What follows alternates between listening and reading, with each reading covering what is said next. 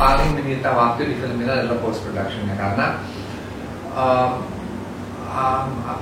kalau productionnya cepat ya, production cuma 20 sekian hari gitu, kayak tadi penulisan skenario juga prosesnya cuma sebulan.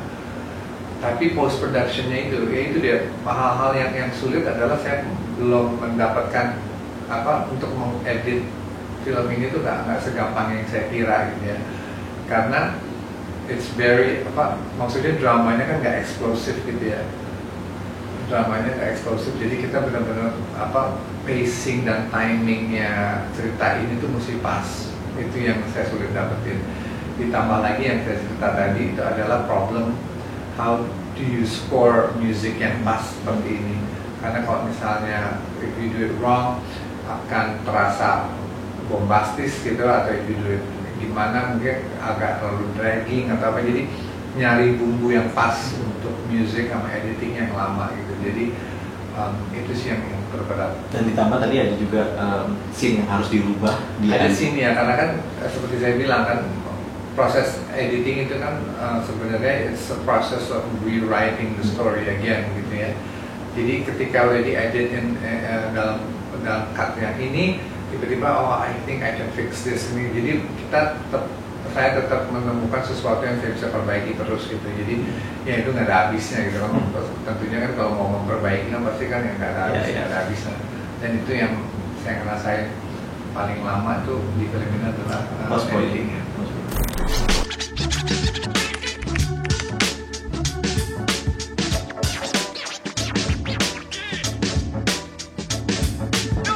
POV-nya Feral Stapa, dia udah kerja barengan semenjak film Berbalas Kejam sama Vera, Architecture of Love juga sama Vera, terus kemarin kita sempat ngerjain series sama Netflix juga sama Vera, dan yang mungkin kita perlu waktu juga sama Vera.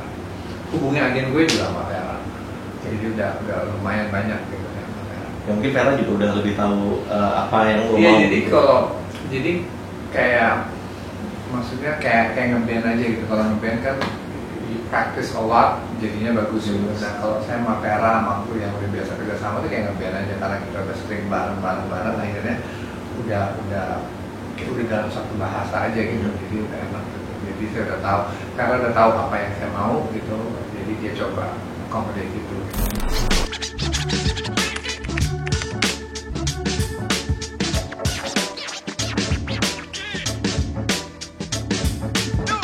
Sebenarnya udah dari script awal udah dipersiapkan gitu, karena secara karakternya ini Ombak ini we want him to be involved in something yang physical gitu, yang dia keluar untuk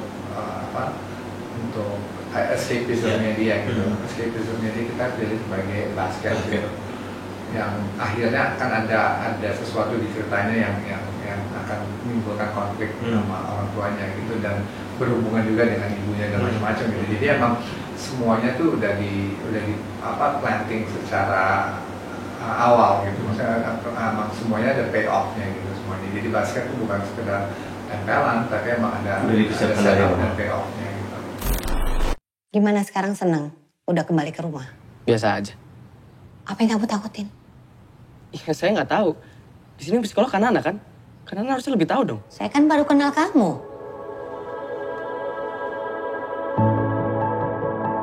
Kamu tuh emang tahu banget aku ya? Udah mau 20 tahun masa nggak tahu juga.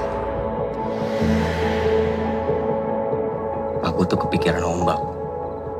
Ini kan pertama kali dia kita tinggalin ya semenjak kejadian itu. Kamu udah telepon psikolog yang nomornya waktu itu dikasih? Enggak. Kalau perlu aja kan? Kita beda, tapi sama kok.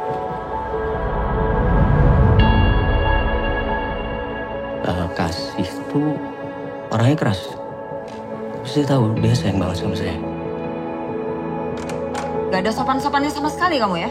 Iya kan, jawab aja Bu. Udah Ombak, kamu gak tahu pengorbanan ibu kamu buat kamu seperti apa. Ya, karena orang seperti lo, sama orang tua gue gak ada yang ngerti. Kita harus ngerti apa? Gue juga punya perasaan. Ombak.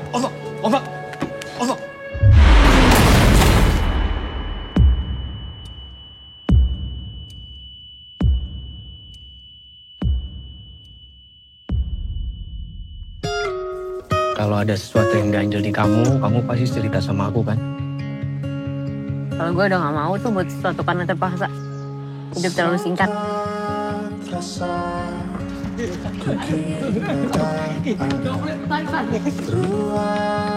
Aku tuh mau umroh untuk ibadah, bukan untuk lari dari masalah.